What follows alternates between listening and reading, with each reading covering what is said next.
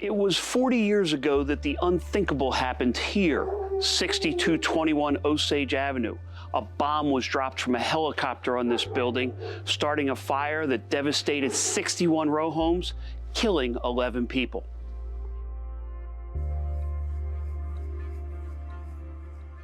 You know, when I come here, I just get chills. You know, I hear the gunfire, smell the tear gas.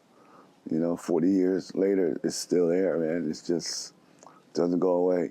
The neighbors of the Back to Nature group Move were fed up. Members were using loudspeakers 24 hours a day, brandishing firearms and making threats. Some members of the group had outstanding criminal warrants, and the city decided they didn't want the situation to become a repeat of the previous standoff with the group that ended with the death of a Philadelphia police officer. We were put on standby that Friday that, you know, the city was going to try to move members out of 6221 Osage. One family said, yeah, he can come in, get video out the window. Police are all outside. They didn't know I was up on the second floor. And I just started videotaping. The top floor of the Move compound was covered with a bunker made to remove any tactical advantage from police if they tried to gain entry to the property. Multiple attempts were made to remove the bunker on the fatal day by using fire department high-pressure water cannons. Then the decision was made to remove it by dropping an explosive device. That was their target, not the home so much, but the bunker on top of the house. Mark Ciccone, a decorated Vietnam combat pilot, was working as the pilot of a traffic spotting helicopter used by radio and TV stations, and he was called in to help support the effort. We flew a recon mission, a high-speed, low and a high-speed mission over it, and I told them there's nothing in the bunker at all, just sandbags and a can of gas. I relayed it to the policeman sitting next to me that the bunker posed no threat in my estimation. There was no one there. That wasn't an estimation, that was a fact.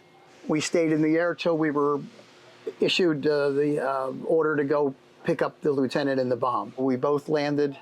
The lieutenant and the satchel charge went in the other helicopter. Then I took off just to be a high observer.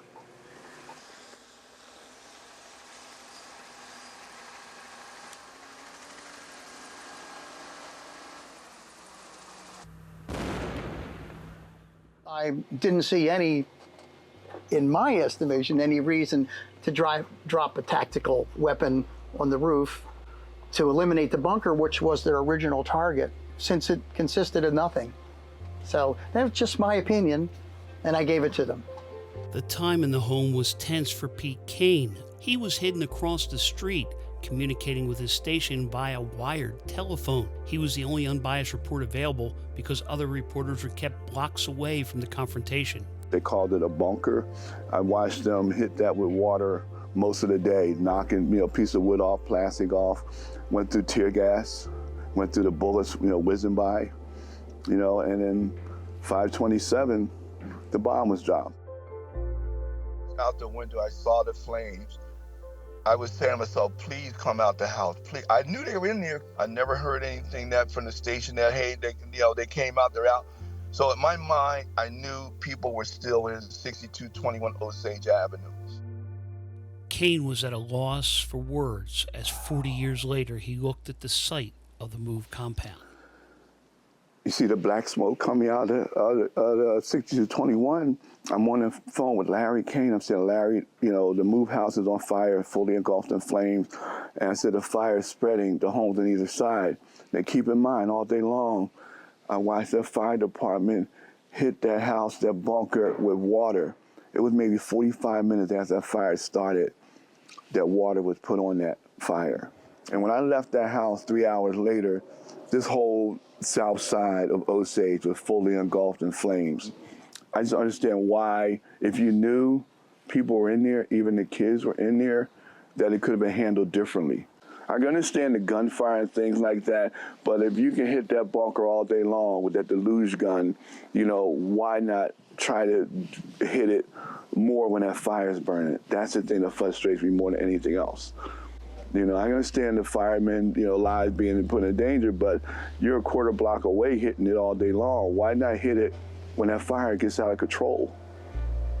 You know, that's frustrating to me. When Kane walked onto Osage Avenue, you could see him tensing up, even though the homes had been rebuilt and the street didn't resemble the scene in 1985.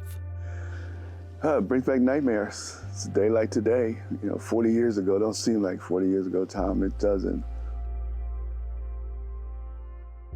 I'm Tom MacDonald, WHYY News.